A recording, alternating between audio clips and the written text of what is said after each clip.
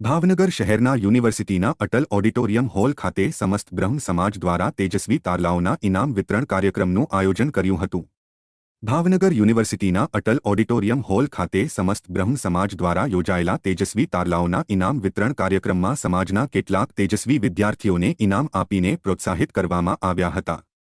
સમગ્ર કાર્યક્રમનું આયોજન જીતુ બોરીસાગર, પ્રશાંત જાની, વિશાલ જોશી, ડોક્ટર મહેન્દ્ર મહેતા તેમજ બ્રહ્મ સમાજના આગેવાનો દ્વારા હાથ ધરાયું હતું। આ કાર્યક્રમમાં વિશાળ સંખ્યામાં બ્રહ્મ બંધુઓએ ઉપસ્થિત રહીને વિદ્યાર્થીઓને પ્રોત્સાહિત કર્યા હતા।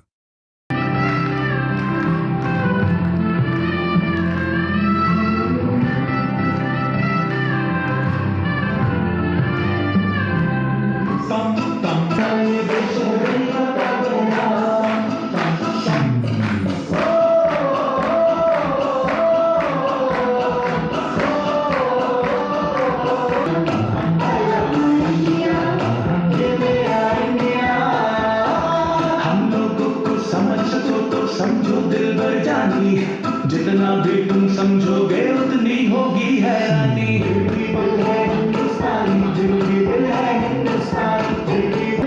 जिसके पीछे संसार चला और आगे बढ़ा, यूं आगे बढ़ा, बढ़ता ही गया।